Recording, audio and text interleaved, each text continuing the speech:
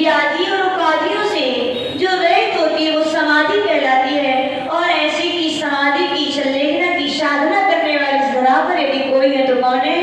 निर्गंत संत है भैया। आचार्य श्री ने आत्मानुशासन ग्रंथ पढ़ाया और गुरुभद्र आचार्य महाराज कह रहे हैं, धन्य वे साधक जिनके अंदर आकिंचन धर्म है। कहा गया ऐसे आकिंचन धर्म को धारण करने वाले संतों के चरणों में 3 लोक की संपदा तृणवत है। वो है किसकी संपदा? और अपने लिए लगता है कितनी मिल जाए, है इतनी मिल जाए, कितनी मिल जाए चाची, कितनी मिल जाए, इतनी मिल जाए कि पेट ना पेटी भरे और पेटी नहीं तो पीढ़ियां भर जाए।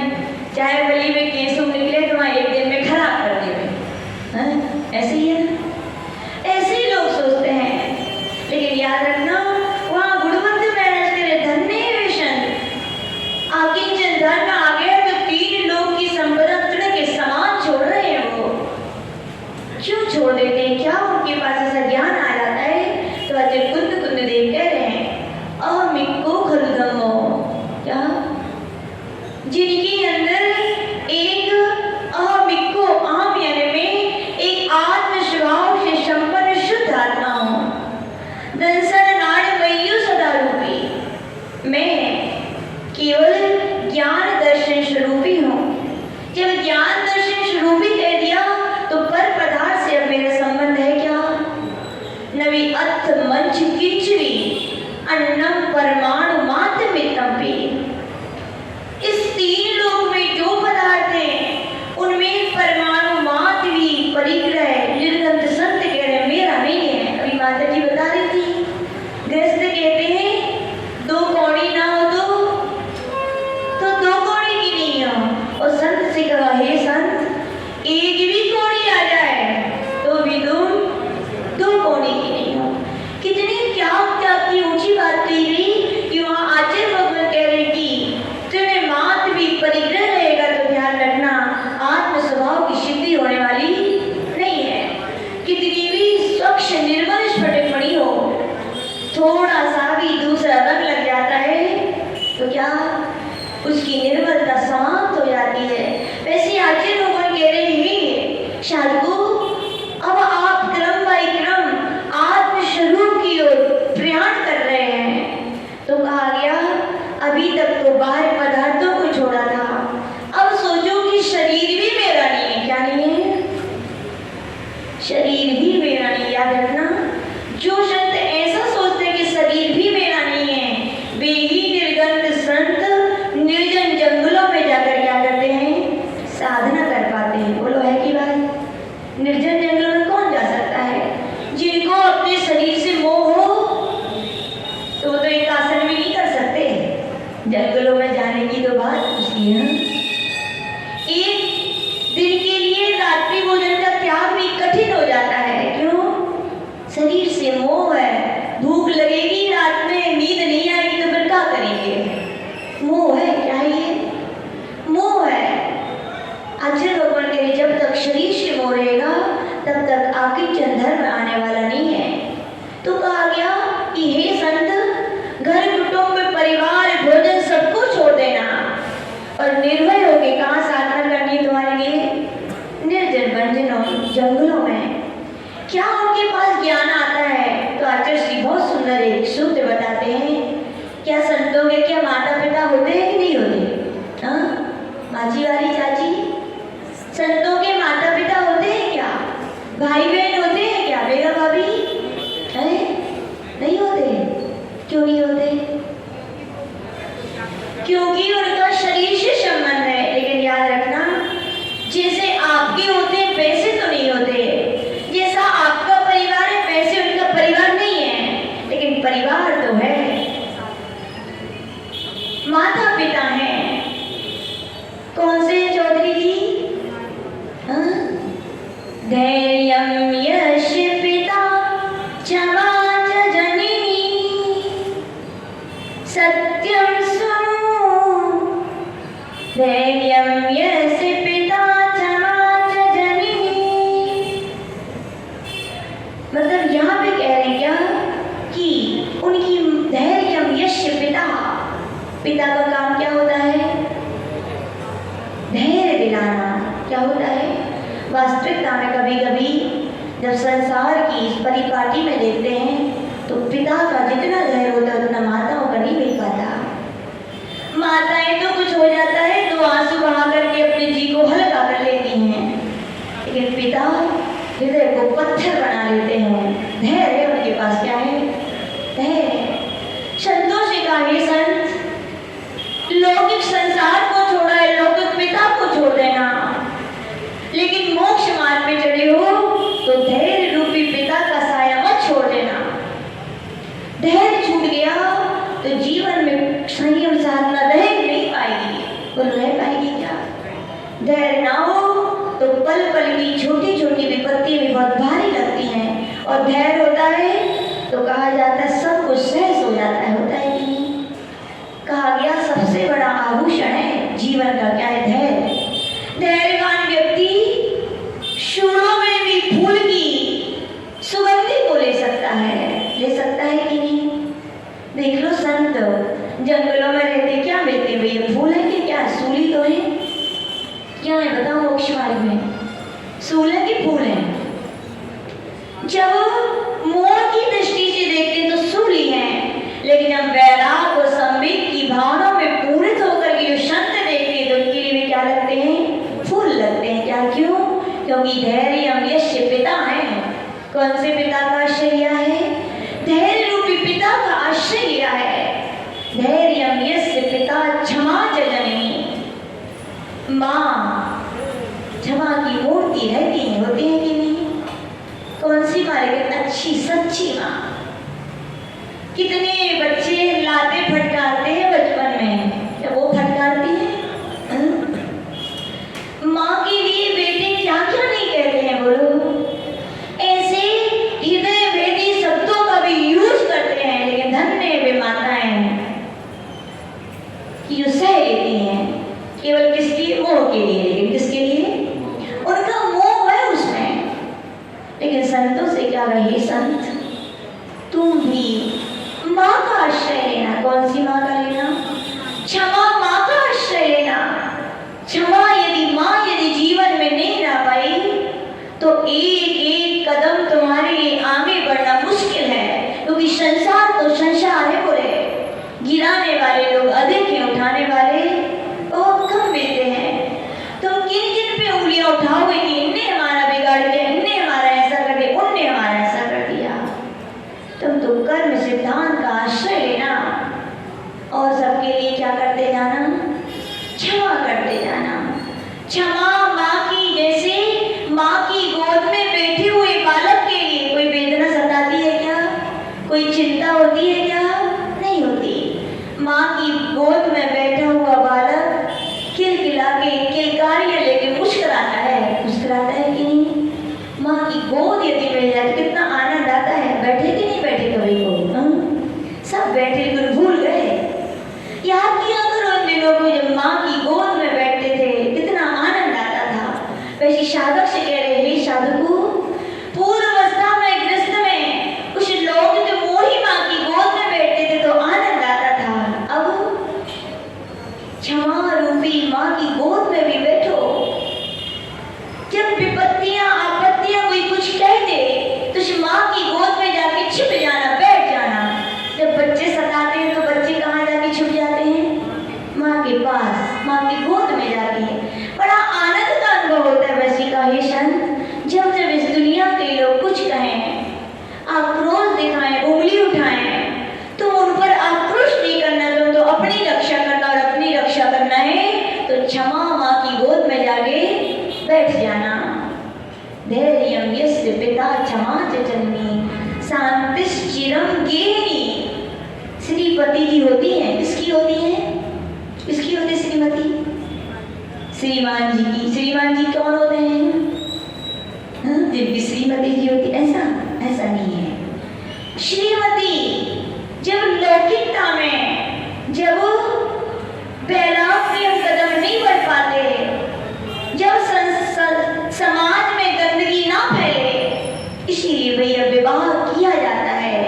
तब एक स्त्री से परिणय होता है।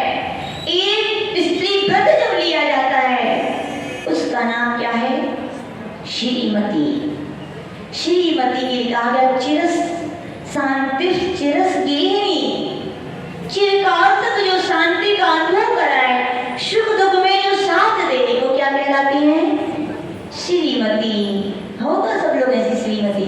हाँ, सरोजा आंटी करी हो माता जी, सुधा आंटी पूछे दिनेंद्र अंकल से, कहो दिनेंद्र अंकल जब बुखार चढ़ तो आपको भूख नहीं लगती तो सुधा आंटी का नहीं खाती का, बताओ। वे कहती हम ना खाएं तो फिर कैसे काम चले यार, कैसी बताओ। क्या कह रहे चौधरी जी, मुस्का मुस्का के और दिखा दिखा के खाएंगे, देखो तुम नहीं खा रहे लेकिन हम तो खाएं। तुम आप पाप को उदय है, तुम और साधन नहीं करोगे तो हम थोड़ी है। ऐसे ही है ना, यही संसार है। कहा जाता है चिरकाल का साथ देगी। सब बातें हैं क्या है, मोह की बातें हैं। जब तक कसाई बंधी हुई है तब तक है सब, या कहें समाज की लोग की मर्यादाएं इसलिए भी निभा लेना पड़ता है।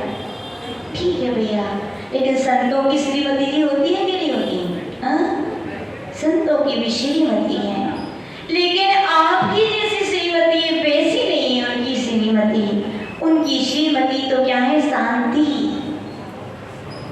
चाहे संत के ऊपर सुख आए तो भी कहा गया हे संत शांति क्षमता में ही रहो, चाहे दुख आए तो भी क्या शांति देवी कह रही हम आपके साथ हैं। उनने जे नहीं की हम कर्म है तुम्हारी है तुम्हारा हमारी है, ऐसी श्रीमती होती है। यानी कि क्या, सुख दुख के दिनों में संत से कहा हे संत, जैसे लौकिकता में कहा जाता है वो श्रीमती जी सुख दुख में साथ फेरे होते हैं, तो कहाँ कही जाते हैं, एक तो कही जाते हैं, कहाँ कही जाते माची वाली चाची, हमें हाथ नहीं आवे सुना सप्तम फेरा क्या,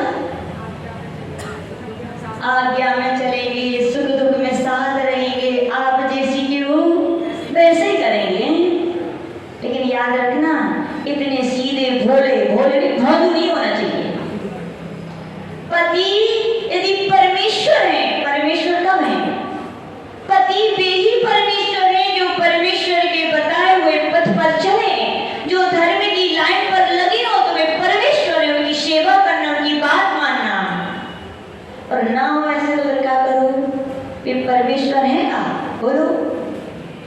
जो परमेश्वर की राह पे ना चल पाए भैया, तो नियम से वे नरक जाएंगे, तो नरकेश्वर है वे तो क्या है।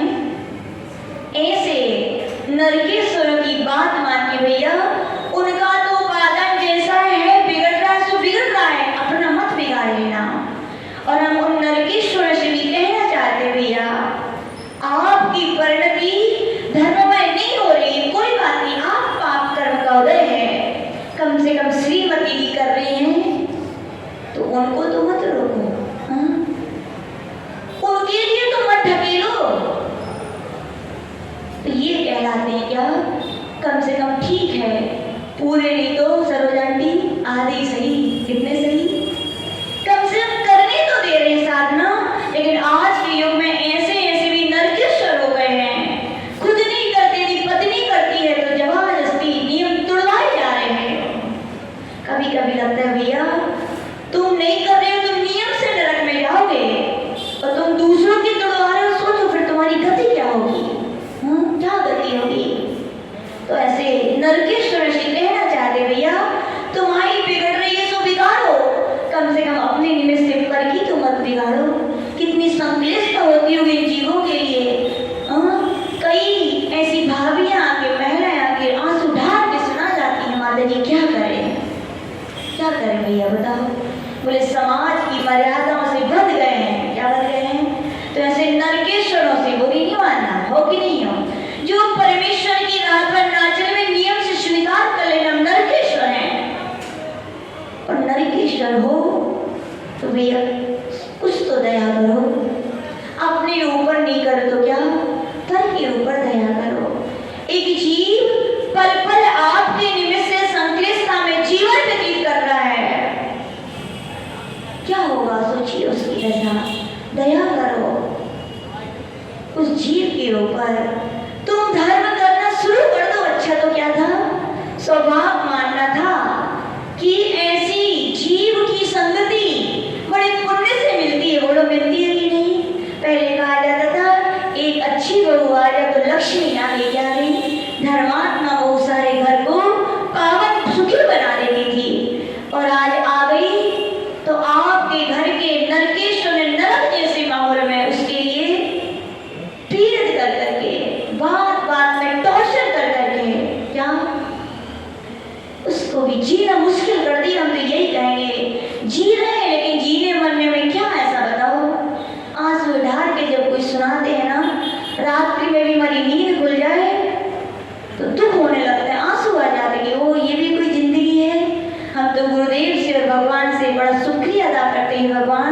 अच्छा हुआ कि उन दिनों में हमारी ऐसी मति हो गई, इस मार्ग में निकाला है। तो बहुत खुश हैं। क्या है? बहुत खुश हैं। पहले उतना ज्ञान नहीं था, लेकिन आज की परिस्थितियां देखते हैं, दहेज की प्रथा बाहर नहीं है, लेकिन अंदर में ये घुन का कीड़ा भी समाप्त नहीं हुआ है। अंदर ही अंदर, बाहर से तो कहते हैं हमारी बहू बिटिया के जैसी है, कैसी है, और अंदर जाके देखो उसकी हालत, वो तो ऐसा है कि कह नहीं पाती। समाज की धर्म की मर्यादाएं बंधी है। लेकिन भैया वो नरकेश्वर से कहना चाहते हैं, पुण्य से ऐसी पतिव्रता आपको परमेश्वर मानने वाली पत्नी मिल गई है, तो क्या करो, कुछ ना कुछ स्वयं भी परमेश्वर की राह में भैया चल पड़ो। क्या? चल पड़ो, तुम्हारा तभी कल्याण होने वाला है। कई लोग कहती माता जी जिंदगी बीत गई कहते कहते कि मंदिर चलो, अभिषेक कर लो, पूजन कर लो, पाठ कर लो, आहार दे लो, एक नहीं सुनते। कैसे माने आप परमेश्वर, बताओ? कैसे माने? वेदना कभी उनकी भी एहसास किया करो, उनकी जगह पे बैठ के। याद रखना, अपने जैन धर्म में कहा गया है, आज पुरुषों को उठाओ मत। आज धर्म नहीं करोगे तो नियम से मायाचारी कर रहे हो अपने धर्म के प्रति। धर्म में पैदा होकर के धर्म के कर्तव्य नहीं निभा रहे हो तो मायाचारी है, ये छल कपट है। और उसका बंद होगा, त्रियंग और स्त्री पर्याय मिलेगी, तुम्हें भी कोई ना कोई सताने वाला जरूर मिलेगा, फिर रोना पड़ेगा। इसलिए कहना चाहते हैं, ऐसी श्रेष्ठ परमेश्वर की पर्याय पाइए सौरभ भैया। खूब धर्म कर लो, धर्म से ही घर स्वर्ग है। और धर्म नहीं है तो कितनी भी फैसिलिटीज ला के रख दो, कितनी भी सुख सुविधाएं ला के रख दो, लेकिन शांति नहीं रहेगी तो वे सब कुछ काम के नहीं है। तो कहना चाह रहे हैं, ऐसे परमेश्वर बनो। कैसे परमेश्वर बनो कि वो पत्नियां आपकी सुख दुख में साथी बन सके, तभी तो साथी बनेगी। आप हमारे धर्म में साथ देते हो तो हम भी आपके साथ देंगे, और जब तुम साथ नहीं दे सकते हो तो साथ देंगी, साथ नहीं देंगे। लेकिन संतों से ये आपकी बात है। यहाँ संतों से कह रहे हैं, संत तुम्हारी भी श्रीमती और कौन सी है? क्षमता और शांति रूपी श्रीमती है, जो तुम्हारे पग पग पर साथ निभा रही है। याद रखना, ऐसी श्रीमती जी साथ है तभी जंगलों में भी मंगल लगता है। क्या लगता है कि नहीं? क्षमता ना हो, शांति ना हो। आज जो सुनाते हैं, जब श्रीयान श्री का पहला चतुर्मास किया, बोले पहाड़ पे रास्ते भी नहीं थे, बोले जब जाते थे तो झाड़ियां लग जाती थी, शरीर छिड़ जाता था, बोले रहने को कोई कमरे नहीं थे, गुफाएं थी वहां। क्या थी? वहां रहते थे। चौका 7 किलोमीटर दूर से महिलाएं, सुन लेना, झांसी की महिलाएं, कितने किलोमीटर दूर से? 7 किलोमीटर दूर से महिलाएं, गाड़ियां नहीं चलती थी उस समय, इतने वाहन नहीं थे। टोकरी में आहार की सामग्री रख के 5 बजे सुबह घर से निकल जाती थी, जब जाके 7 बजे वहां पहुंच पाती थी। यह सम्यक दृष्टि बनाना। क्या है? और आज सब सुविधाएं हैं, सब कुछ है, लेकिन हम चौका लगाने की भावना ही नहीं है। यानी कि ऐसी परिस्थिति में गुरुदेव ने बोले, श्रीयान श्री में चतुर्मास किया, लाइट नहीं थी, बोले क्या? लाइट नहीं थी। पाटे थे क्या? जब कमरे नहीं थे तो पाटो कहाँ? पाटा नहीं, चौकी नहीं। बोले वहां के कोल भी लो, बोले चट्टान को बिछा देते थे, फरसी बोलते जिसको बन। बोले महाराज जय आपको काहे रखत है, बोले एक मोटी सी चौड़ी सी फरसी रख देते थे। बोले महाराज जय आपकी चौकी है, काहे? जय आपकी चौकी है। और सांस रखने की अलमारी चाहिए, तो बोलते थे जिन गुफाओं में पोल होते थे उनमें एक पत्थर लगा देते थे, और राजश्री पॉलिथीन में पैक करके अपनी जिनवाणी रख देते थे और एक पत्थर ढक देते थे। क्या बोल रही? अलमारी। ऐसे निष्परी संत की साधना कहलाती, जिसकी माता जी बता रही थी। इसीलिए पूज्य गुरुदेव को निष्परी संत की उपाधि दी गई। एक नहीं, 2-2 चतुर्मास की। और वहां के आसपास के समाज के लोग आके कहते थे, महाराज चलो हमारे गांव में ते का धरो है। आज जी बोलते थे, इधर का धरो है? बोले जी को तुम्हारे यहाँ का धरो है, तो सब कछु धरो है।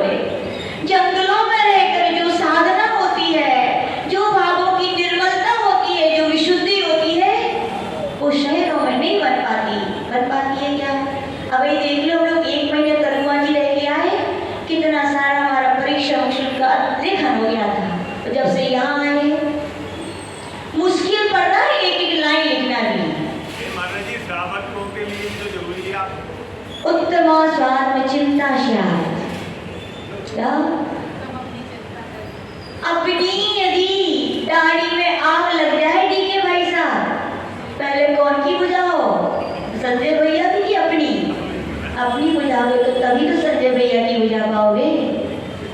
जब तक संतों से क्या कहे, संत निज आत्म कल्याण में नहीं डूबोगे, साधना नहीं करोगे तो पर का कल्याण कर नहीं सकते, और जितना करोगे वो सब ऊपरी होगा। आपके भीगी बातों से, चारित्र में बिना लगी हुई बातों से कोई प्रभावित होने वाला नहीं है। ये विश्वास हम लोग ने एहसास करके देखा।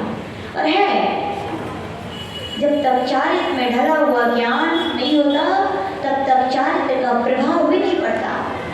आप पे प्रभावना है, आप अपनी आत्मा से प्रभावित हो तो कहा गया आप दुनिया को प्रभावित कर सकते हैं। और जब स्वयं ही ना प्रभावित हो तो कितनों तुम बाजे बजवा रही हो, कितनों तुम मीठा बटवा रही हो, कितने कछु कर लिए, कोई आवे वालों नहीं है। और आ भी है तो स्वाद नहीं है, बोले अच्छा भोजन की व्यवस्था है, चलो पेट भर के खा के भगे आए। ये कोई धर्म की सभा का पहचान नहीं है। धर्म की सभा, धर्म प्रभावना तो वो है जो साधक आत्म प्रभावना से भी करके एक शब्द भी बोले तो व्यक्ति श्रद्धा से स्वीकार करे कि हाँ ये सत्य है। हम ला पाए या ना ला पाए लेकिन जीवन में ऐसे ही होना चाहिए, वो है प्रभावना। और जिसके हृदय में उतर जाए तो फिर वे तो कहते चल चलो, कहाँ किसके साथ, किनके साथ चौधरी जी? माता जी के साथ चल चलो, अच्छा मौका है, चल चलो। चार लोग उठाए क्योंकि पहले अच्छो है, दो पैरों से चल चलो, समझदारी है। नहीं तो वे तो जबरदस्ती उठाए और तुम उठोगे नहीं, उठाएंगे। और इससे भलाई क्या है, खुद ही चल चलो। तो कह रहे हैं शांति चिरम गेहिनी, कह रहे हैं सत्यम सुनु दया च भगिनी। पुत्र हैं आपके, हैं कि नहीं? सबके पुत्र हैं। कैसे पुत्र हैं? बड़े अरमानों से पाला जाता है। कैसे पाला जाता है? हमारी बुढ़ापे में क्या बनेंगे? लाठी बनेंगे, चाहे वे दो चार लगावे तैयार है, शुरू हो जाए, है ना पापा? डब्बा बज रहा है कि बाल सफेद हो गए, बाल सफेद आ गए, कह रहे थे कि भैया धर्म साधना करो, लेकिन क्या करें, ऐसे पुत्र नहीं मिले कि वो कहे कि आप धर्म साधना करो तो बाल काले करके पैसे कमाने पड़ रहे हैं। बोलो है कि नहीं? पुत्र तो वही है कि भैया पिताजी आपने अपना कर्तव्य निभाया, अब मैं अपना कर्तव्य निभाऊंगा, अब आप धर्म साधना कीजिए। जब ऐसा नहीं कर पाते सफेद बाल इसीलिए आते हैं चौधरी जी, आप तो समझदार हो, आप काले नहीं कर रहे हो। याद रखना पुत्र वही है क्या जो क्या आपकी साधना में सहायक बने। तो संतों से कहा गया तुम्हारा भी पुत्र है। कौन है? तो वो सत्य। क्या है? शब्द यही है तो ये साधना है। आज ये 12 भावना लिखी, स्पष्ट लिखा, धर्म साधना स्वयं समाहित शब्द हृदय के भावों से। शब्द का हृदय में नहीं होगी तो कहा गया बाहर की गई साधना पाना है बस। सत्य यानी क्या? बाहर से करो तो अंतर में भी परिणाम ऐसे होने चाहिए। हम सामायिक करें तो अंतर में परिणति होनी चाहिए कि हम सामायिक कर रहे हैं। सामायिक यानी क्या? समय यानी आत्मा और एक यानी आत्मा में एकता होना ही सामायिक है। कि हमारे ये भाव आ रहे हैं। ऐसा जो शब्द रूपी बेटा हृदय में रहता है वो बार बार कहता है पिताजी अब आपका समय ये नहीं ये करने का है। बाहर क्रियाएं नहीं, अंतर में भी भाव जगाओ, बार बार प्रेरित करता है। तो तब जाके साधना हो पाती। याद रखना क्या हो पाती है? साधना। समय हो रहा है, चलते हैं पल्लू आगे। दया च भगिनी, बहन है सबकी है, बहन है कि नहीं है? छोटू बहन है, कैसी बहन है? बोले माता जी रक्षाबंधन आता तो पहली कह देती हैं राखी तभी बांधे जब विक्की जब जाट रहे सो जो आ जाए, नहीं तो कैंसिल है ना। सिंह भी ऐसे ही है, ओके ऐसे ही है, ऐसी बहनें हैं आपकी यहाँ। नहीं, आचार्य भगवान कह रहे हैं वे बहनें राग से बनी है, स्वार्थ से बनी है। तुम्हारी बहन निस्वार्थ है। बोले जैसे रक्षाबंधन पे भैया लोग दुखी हो जाते बहनें ना हो, वैसे कहा हे संत तुम भी अपने हृदय में बहन को निरंतर विराजमान करके रहना। कौन सी बहन को? दया। यदि ये बहन नहीं होगी तो कहा गया तुम पर की रक्षा नहीं कर सकते हो। भैया लोगों के अंदर भी यदि शील के रक्षा के भाव ना हो तो बहनों की भी रक्षा नहीं कर सकते। जब उनके अंदर शील की महिमा होती है तब वे अपनी बहन की क्या करते हैं? रक्षा कर पाते हैं। खाली धागा बांधने का नाम रक्षाबंधन नहीं है। शील की रक्षा के कर्तव्य भी सिखाएं, ये भी है शील की रक्षा। कर्तव्य नहीं सिखाओगे तो शील की रक्षा हो पाएगी क्या? कल सुनेंगे पर शील की महिमा क्या होती है। तो आचार्य भगवान कह रहे हैं कि संतों की भी बहन है। कौन सी बहन है? दया। दया ना हो तो कहा गया सारे व्रतों का पालन बेकार है। किस पर दया? अपन यही सोचते देख के चलेंगे तो चींटी की जीवों की पे दया हो जाएगी। ओह नहीं, संत कहते भैया पहले उत्तम आस्वाद निज पर दया करनी है तो प्रमाद नहीं करोगे, प्रमाद नहीं करोगे तो देख के चलोगे, देख के चलोगे तो सदा ही जीवों की रक्षा होगी कि नहीं होगी? किस पे दया करनी है? तो स्वयं पे। देखो भगवान उनकी वाणी संत जो कुछ भी दया से भीम के उपदेश देते हैं और आप भी जो उपदेश को स्वीकार करते हो, जो धर्म शास्त्र को स्वीकार करते हो, क्यों करते हो बताओ?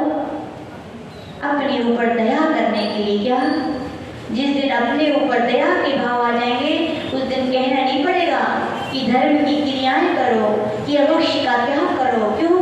अपने पे दया आ गई, अपने को दुख में नहीं डालना है। तो कहा गया हे संत तुम्हारी बहन कौन है? दया च भगिनी। फिर कह रहे भ्राता मनस्यमा, भैया है तुम्हारे। कैसे भैया हैं? आपके भैया तो ऐसे कैसे हैं? क्या बोलते हैं? बाप बड़ो ना सबसे बड़ो रुपया। ऐसे भैया आपके हैं कि एक थोड़ी सी जायदाद के लिए एक माँ की कोख का बेटा दूसरे माँ की कोख का हनन करने तैयार है, दुख देने पीड़ा देने तैयार है। किसके लिए? कौन सी जमीन, कौन सा पैसा तुमने नहीं कमाया, पिताजी कमा के गए, उसके लिए। कभी भी लगता है अपने पुरुषार्थ पे तुम्हें विश्वास नहीं है। क्या नहीं है? पुरुष हो, क्या हो? पुरुष हो, अपने अपने पुरुषार्थ पर विश्वास रखो कि हम पुरुषार्थ करेंगे, भाग्य में होगा तो पिताजी 1 रुपए भी नहीं देंगे तो भी हम लाखों कमा के रखेंगे। और लोगों को पुरुष बना नहीं है, हमें लगता है जो पर की संपत्ति को देख करके लोभी किस्म के होते, ये मिल जाए वो मिल जाए, पिता की कमा के गए वो मिल जाए, लोभी है वे लोग। उनको स्वयं के पुरुषार्थ पर विश्वास नहीं है कि हमारे सत्ता में पुण्य होगा तो पुरुषार्थ करके कमा लेंगे, और नहीं होगा तो बताओ क्या होगा?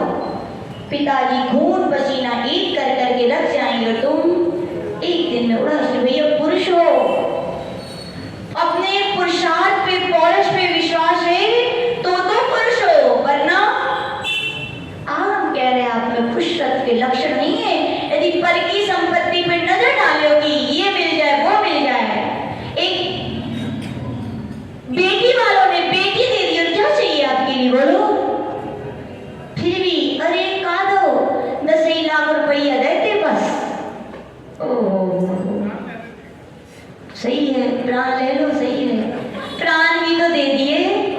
पिताजियों की बेटियां प्राणी होती हैं, याद रखना, होती है कि नहीं? माँ को इतनी बेटी प्यारी नहीं होती जितनी पिता को होती है। प्राण ही होते हैं। बेटा के उतने किसी कष्ट पर पिता को उतना कष्ट नहीं होता जितनी बेटी के थोड़े से भी आंसू पर 4 आंसू बहते तो पिता के बहते हैं, प्राण ही देते हैं वो, याद रखना। फिर भी अब क्या चाहिए भैया? हाँ चौधरी जी, वही तो कह रहे हैं क्या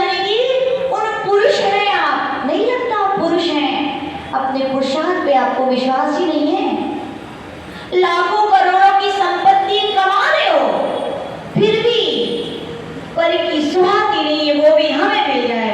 और लोग ऐसी ऐसी भावनाएं करते हैं, भगवान ये कबे जाए, एक लौट की मोड़ी है तो सब हमारे पास आ जाए। ओहो, कभी लगता है ऐसे भैया, ऐसे धन के लिए क्या बेकार है भैया, ऐसे पैसा सब कुछ नहीं है। अकिंचन धन बता रहे संत से कहा, हे संत तुम्हारा भी भाई है, कैसा भाई है? संयम रूपी भाई है। जैसे रामचंद्र जी गए थे तो कौन गए थे उनके पीछे? लक्ष्मण गए थे। ऐसे तुम भी जब जब मोक्ष मार्ग पे साथ में चलना तो किसको रखना? संयम को रखना। तो तुम उन जंगल जैसे कंकटाकीट संकटाकीट मोक्ष मार्ग में चल लोगे, क्यों? तुम्हारा भाई है ना, संयम भाई है।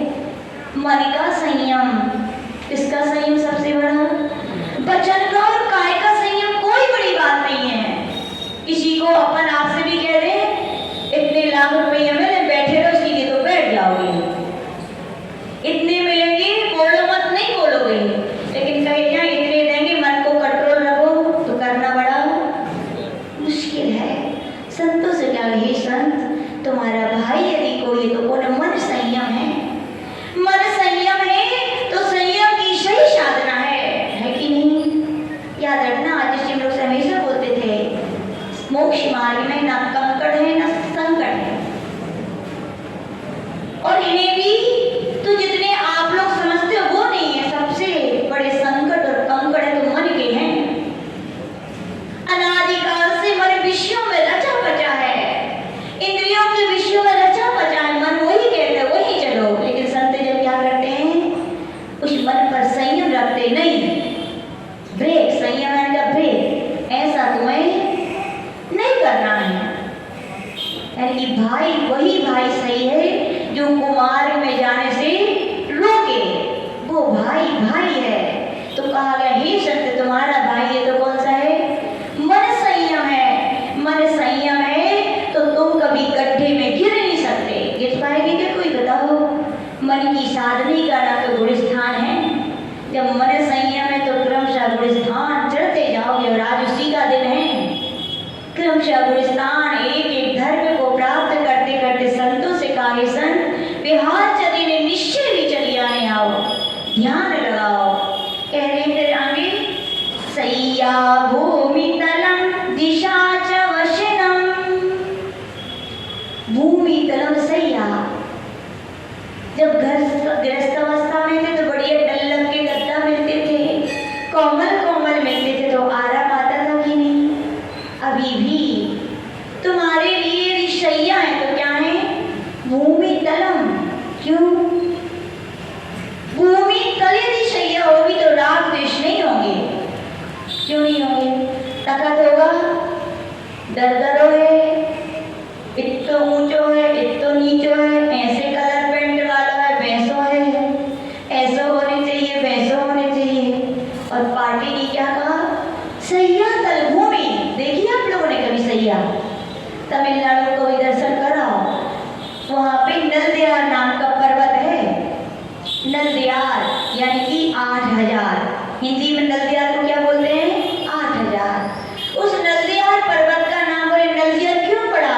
तो बताते हैं किसी समय पर वहां 8000 निर्गंध संतों ने एक साथ चतुर्मास किया था। बोले कितने संतों ने? आनंद आया कि नहीं आया? सोचिए कि ऐसा वो दृश्य ऐसे लगता है जब पहाड़ पे जहां नजर उठाते होंगे तो ऐसा लगता होगा जनेन्द्र भगवान की साक्षात मूर्तियां ही बैठी हैं।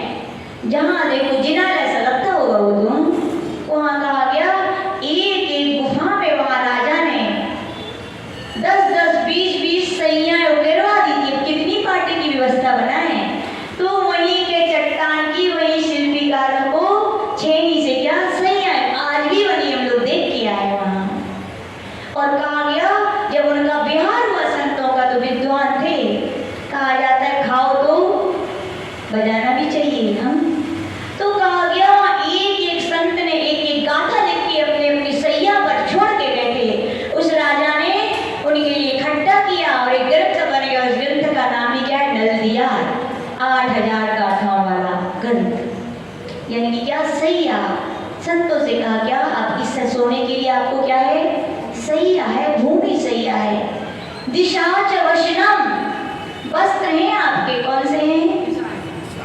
ये वस्त्र तो फट जाते, पुराने हो जाते, मन के नहीं मिलते तो रात देश हो जाते, इसलिए भैया इन वस्त्रों ये तुम्हारे काम के नहीं है। तुम्हारे वस्त्र तो क्या है? बोले दिशाएं ही तुम्हारे वस्त्र हैं। क्या है? जहाँ जाओ वहाँ चले जाओ। क्या है? दिशाएं जिनके वस्त्र हैं वे कौन है? निर्गंध संत हैं। और क्या भोजन करते हैं कि नहीं करते? कौन सा भोजन करते हैं? ज्ञानामृतम भोजनम। आपका भोजन तो घाट की उतरी, सुबह खाओ पेट, शाम को खाली। लेकिन जिनेंद्र भगवान की वाणी है जो अमृत के समान है। याद रखना, एक बार श्रद्धा से ग्रहण करोगे, ज्ञान से जानोगे, चारित्र से आचरण करोगे तो जिनवाणी रूपी अमृत तुम्हें अमृत की सिद्धि करा देगा। अमृत यानी क्या? सिद्ध पद। क्या तो संत जन भोजन करते हैं कि नहीं करते? कितने बार भोजन करते हैं माता जी महाराज जी? क्या ना भीमा शाह जी कितने बार भोजन करते हैं संत जन? एक बार करते हैं। दुनिया यही जानती है, लेकिन हमसे पूछे माता जी कितने बार भोजन, हम तो कहते हैं एक समय भी हमारा नहीं बीतता कि भोजन ना करें। कौन सा भोजन करते हैं? ज्ञानामृतम भोजनम। आप कहते हो ना माता जी क्या करें, ना खाएं तो चलत नहीं यहाँ। आप तो फिर भी ब्रेक लगा देते हो थोड़ा, क्योंकि स्वभाव नहीं है, विभाव है। विभाव निरंतर त्रैकालिक नहीं होता, कहीं ना कहीं विक्षेप पड़ेगा। लेकिन ये तो क्या है? ज्ञानामृतम भोजनम स्वभाव है। हर पल एक एक समय हमारा भोजन चलता है। कौन सा चलता है? ऐसे हेते ये पद कहा गया है, हेते यस्य कुटुम्बिनो वद कथम। हे शंकर, ऐसा जिनका परिवार है, कस्मात् भया, कस्मात् भया,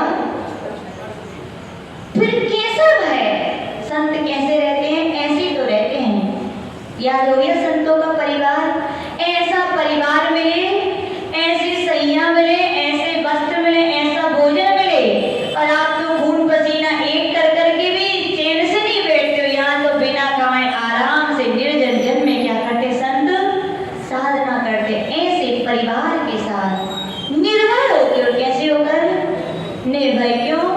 नाम मृत्यु कुतो भीति, न्याम व्याधि कुतो वृथा, नाम बालो ना वृद्धो हम ना युवतानी पुद्गला।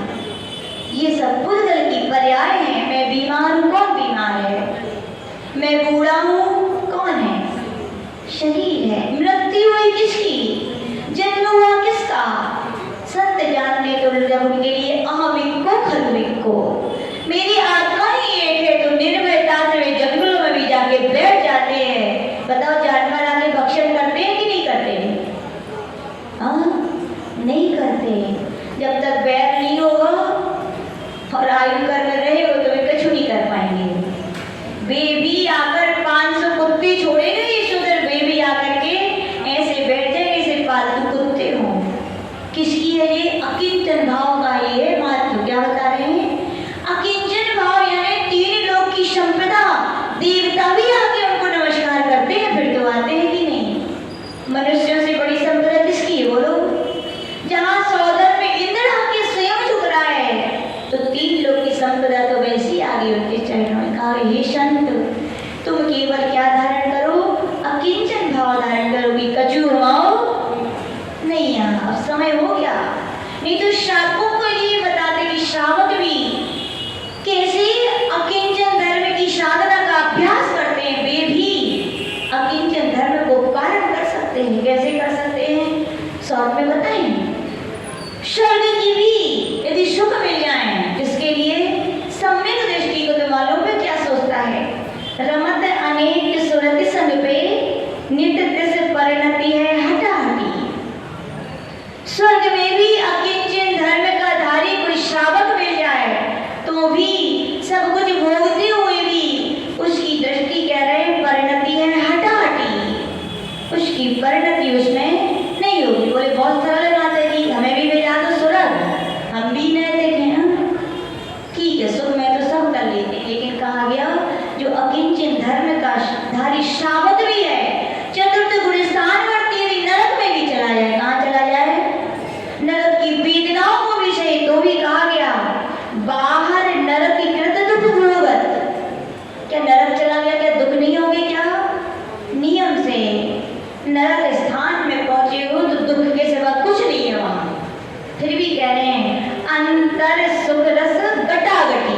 क्या बोल रहे हैं? बाहर से भले ही दुख का वेदन करता है, लेकिन अंदर में क्या?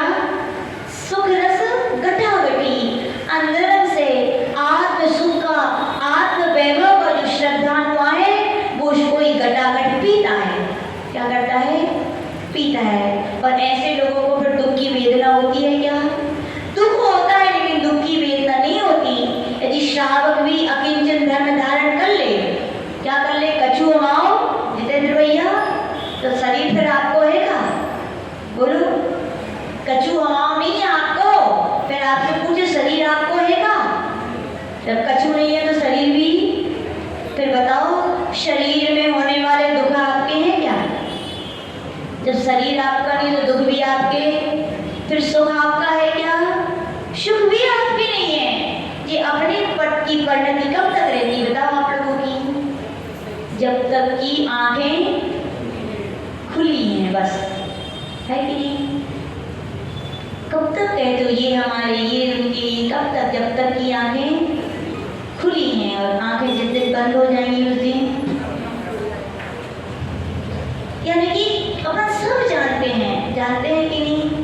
सब जानते, लेकिन कभी नियम लेके जाना आज कि दिन कितना भी हम बिजी रहें, लेकिन 5 मिनट जरूर निकालेंगे। किसके लिए? अपने लिए। किसके लिए? अपने लिए।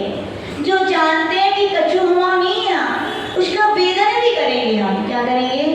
जो वेदन है आज 5 मिनट करेगा, वही ध्यान रखना आगे जाके वही 10, 15 और क्या शुद्धोपयोग में डूब सकता है। वही श्रावक भी बार बार भावनाएं भाई क्या कछु हमाओ नहीं है, बस। तो नियम से क्या है? साधकों की बात चल रही कि हे साधक, समाधि यानी आदि व्याधि उपाधि से रहित समाधि, उसकी साधना करो तो अकिंचन धर्म तुम्हारे अंदर है। आदि यानी क्या? आदि यानी मानसिक रोग। आदि यानी मानसिक रोग कौन कौन से? अहमेदम और ममेदम, ये भूत है। बोले भूत सवार हो जाए किसमें तो चैन से नहीं बैठने देते ना वे। ऐसे कि जब जब अंतरंग में अहमेदम और ममेदम के भाव आएंगे, तब तक तुम्हारी भूत है, आदि है, मानसिक व्याधि है, तुम चैन से नहीं बैठ पाओगे। इसलिए संत क्या कहते भैया? आज ऋषि देखो सिंहासन पे बैठते हैं, लेकिन उनका नियम है हमारा सिंहासन का त्याग है। लगा दिया सो बैठ गए, नहीं लगा तो हमारी जमीन भी सिंहासन है। बोले अजी का त्याग है सिंहासन का। हाँ, अजी बोलती हमारा सिंहासन का त्याग, इन्हें रखने का त्याग, हमारा ही कहने का त्याग। कभी कहते भी नहीं। ये कर्तव्य किसके हैं? साधकों के हैं। आपने लगा दिया तो बैठ गए, नहीं लगाए तो जमीन भी क्या है हमारे लिए? सिंहासन से कम नहीं है। आज ऋषि का सिंहासन का त्याग है, घड़ी का त्याग है, टॉर्च का त्याग है। बोले रख दो तो देख लेंगे, नहीं रखो तो कोई से पूछ लेंगे। बोले टॉर्च है, रखी है तो यूज कर लेंगे, नहीं रखे तो कौन मंगा भी जाएंगे तो टॉर्च दे दो। रखने का त्याग है। नैपकिन भी रखी है, सर्दी जुकाम है तो यूज कर लेंगे, नहीं रखी है तो मंगाएंगे थोड़ी पिलाओ। हर चीज का त्याग है। आज इसीलिए उन्हें निष्परिशुद्ध कहा जाता है। क्या कहा जाता है? और वास्तविकता में अपन लोग खाली ऊपर से देखते हैं, कभी अंदर उनकी चर्या, उनके भाव पूछो उनसे। उनका थूकने का भी त्याग है। सोचिए, इसका थूकने का भी त्याग, ये निष्ठता है। क्या इतना बड़ा संघ है, बड़े बड़े भक्त मिलते हैं, कहते हैं महाराज गाड़ी दे दे रहे। क्या दे दे रहे? गाड़ी। तो आज इसी बोलते हैं गाड़ी यानी क्या? समस्या का घर, आफत। गाड़ी दोगे, ड्राइवर भी चाहिए, फिर पेट्रोल भी चाहिए, खराब हो जाए तो सुधरवा भी चाहिए, और सबके इलाज पैसा चाहिए। और एक कौड़ी आ जाए तो 2 कौड़ी के लिए इतनी गाड़ी आ जाएगी, फिर कहाँ रहेंगे? बोले हम कितने सारे, इतने लंबे लंबे हम लोगों ने 14-15 प्रांतों की यात्रा कर ली, एक भी गाड़ी नहीं है आतिशी की। आतिशी बोलते हैं जो निवेदन करेगा, प्रार्थना करेगा, व्यवस्था बनाएगा। इसी बात से खुश होकर के पता है श्रवण बेलगोला के भट्टारक जी ने पूरी तमिलनाडु की यात्रा करवाई थी और अपने छोटे भैया शांति प्रसाद जी को भेजा था कि कोई भी तकलीफ नहीं होनी चाहिए संग में। जब आचार्य जी बोले हैं अकिंचन निष्फलता में सब कुछ बना बनाया मिल रहा है, तो एक गाड़ी होए तो लोग मानो क्या कहते हैं, अब गाड़ी तो है, अब क्या चिंता बताओ। यदि कोई साधु यहाँ आए उनके पास गाड़ी हो और बिहार हो रहे हो तो क्या के हो, गाड़ी तो है, क्या चिंता करने महाराज की सब व्यवस्था, और नहीं हो तो चिंता रहती है कि यहाँ उनके पास जाना है। तो कहा गया अकिंचन भाव है, इतने बड़े संघ के अधिनायक होकर भी कोई किसी प्रकार का ममत्व। आज जैसे यहाँ तक बोलते हैं मुझे अपने चेला चपाटी से भी मोह, बोल देते कई बार हम लोगों से। कई बार क्या होता है, दीदी भैया लोग होते हैं हार कराने जाते हैं तो कहते हम दीक्षा नहीं लेंगे। बोले क्यों? बोले आपके हार कौन करवाए हो? अच्छी बोले अच्छा तुम नहीं आते तो हार ही नहीं होती का। पूरे इस विकल्प को छोड़ो, बोले तुम तो अपना आत्म कल्याण करो। क्या करो? मुझे चेला चपाटियों से भी मोह नहीं है। बताओ होता तो बताओ, इतने सारे संघ जो भारतवर्ष में जैन धर्म की पताका फहराने का फहरा पाती, यदि मोह रखते तो कहते कोई मोह नहीं, निस्वार्थ है, वात्सल्य भाव है। पढ़ाया लिखाया तो ये भी देखना, जितनी मेहनत हमारे आचार्य करते हैं वर्तमान के आचरण पढ़ाने लिखाने में, कोई आचरण नहीं करते। हम नहीं कह रहे हैं, बड़े जब गोष्ठियां होती हैं बड़े बड़े विद्वान मुंह पे कह जाते हैं, बोले आचार्य जो आपके संघ के शिष्यों से ज्ञान की बातें मिलती हैं, जो तत्व मिलता है, जो सिद्धांत मिलता है, वो अन्य साधुओं के संघों से मुझे सुनने बहुत कम मिलता है। बोले स्पष्ट मेहनत भी क्या करते हैं, बहुत करते हैं, यानी क्या निष्परिश्रम है। व्याधि आदि और व्याधियों के उदाहरण सुना चुके हैं। कितने बार बीमारियां ऐसी आई कि डॉक्टर ने संयम छोड़ने के लिए कहा, लेकिन उन्होंने कहा नहीं, व्याधि भी मेरे शरीर की है, मेरे आत्मा की नहीं है, मैं संयम नहीं छोड़ूंगा। क्या? मरण को स्वीकार करूंगा। मरण एक बार होगा तो फिर से शरीर मिल जाएगा, लेकिन संयम एक बार छूट गया मिलना और मुश्किल है, दुर्लभ है। 2-3 बार ऐसे आए, लेकिन आचार्य जी ने क्या धैर्य क्षमता के साथ क्या बोला, मैं संयम को नहीं छोड़ूंगा। फ्रैक्चर हो गए, पलिस्तर नहीं बदवाया। क्या पलिस्तर ने, सोल्जर का फ्रैक्चर हो गया एक बार पैर का हो चुका, लेकिन पलिस्तर नहीं बदवाया। ऐसी निष्फलता है। और क्या आदि व्याधि और उपाधियां, आचार पद भी क्या है, उपाधि तो है। उपाधि यानी कि जो ऊपर से थोपी जाती है, दी जाती है। और जब दी गई है तो एक दिन मिली है तो एक दिन छूटेगी भी। संसार में जो वस्तुएं मिलती है नियम से मिली है तो क्या होंगी, फिर वे छूटेंगी। आचार पद भी मिला है तो क्या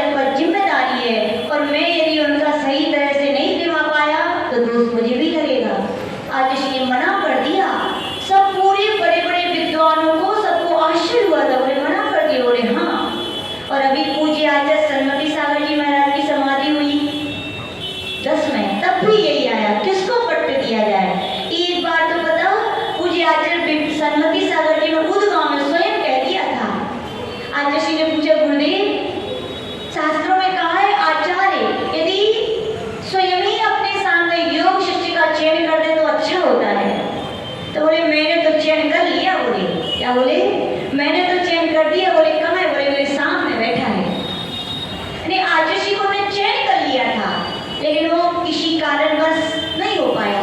फिर जब उनकी समाधि हो गई, जब आचरण पद की बात आई, पूरे उनके शिष्यों ने, चाहे सुवेदी सागर, चाहे सिद्धांत सागर, चाहे योगेश सागर, चाहे सुनील सागर, कोई भी उनके शिष्य, उनके बड़े बड़े संगपति, सबने एक ही प्रस्ताव, और तो और आचार्य पुष्पदत्त सागर जी, आचार्य देवनंद जी, आचार्य कुंतु सागर, जितने बड़े बड़े आचार्य हैं, सबने यही कहा था किसको दिया जाए पद, आचार्य विराम सागर महाराज को दिया जाए। लेकिन निष्प्रयता रग रग में अकिंचन भाव कहेंगे, हम तो क्या कहेंगे, अकिंचन भाव ईश्वर निष्प्रयता है। अकिंचन भाव पूज्य गुरुदेव के रग रग में भरा हुआ है। बोले नहीं, ये उनके किसी योग शिष्य को दिया जाए। तो कहा गया एक और नए क्या होगा, जैन धर्म के प्रवर्तमान करने वाले आचार्य की क्या होगी, संख्या बढ़ेगी, प्रभावना बढ़ेगी। बोले मेरा संग तो है ही, तो क्या मुझे आवश्यकता नहीं है। ऐसी निष्प्रयता कह रही है, क्या है, अकिंचन भाव, यानी कि मिले तो भी क्या नहीं चाहिए। क्यों नहीं चाहिए, क्यों नहीं चाहिए, मुझे उपाधि है, ये क्या है, उपाधियां हैं। मिले हैं तो जब संलेखना समाधि करूंगा या समाधि करूंगा, ध्यान में बैठूंगा, तो भी मुझे त्याग करनी पड़ेगी, और अंत समय संलेखना समाधि हुई तो भी क्या होगी, जो छोड़ना है, ऐसी मुझे वस्तु नहीं चाहिए। मुझे तो क्या चाहिए, आदि व्याधि उपाधि से रत समाधि चाहिए। समाधि यानी आत्म ध्यान चाहिए, वो ध्यान चाहिए जो एक बार लगाया जाए, अंतर्मूर्त भी हो, और किसकी प्राप्ति हो जाए, केवल ज्ञान की। आज जी बोलते हम तो उसी शुद्धोपयोग का, अकिंचित भाव का, निष्प्रयता का, साधना का अभ्यास कर रहे बंधु। ये है क्या, अकिंचन भाव, यानी कि आप भी श्रावक हैं तो अकिंचन भाव की क्या करें, साधना करें। कैसे करें, कैसे करें, बस एक ही मंत्र है, क्या है, हम तो कछु अमाव नहीं है। क्या वास्तविकता में ये ऐसे नहीं है, जब भी दुख आए आंख बंद करके इसी को जपने लगना, देख लेना कि परिणाम और निर्मलता ना आए। आदि है निर्मलता कि जब बाहर से हम कहते हैं कछु अमाव नहीं है, तो वास्तविकता में कहाँ मेरा है, खास तो मोह करना हो, संक्लेशता कर रहा हूँ, दुखी कर रहा हूँ, तो नियम से क्या शांति की संवेदनाएं होती। तो आज का आगे चिंतन यही कह रहा है कि हम सभी भी उस आदि व्याधि और उपाधि से रह समाधि की सिद्धि, यानी अपने आत्मस्वरूप की सिद्धि कर सकें और अपनी आत्मा का कल्याण से कर सकें। इसी भावना के साथ जय बोले परम पूज्य गणाचार्य गुरुदेव श्री विराट सागर जी महाराज जी की जाप करेंगे। ओम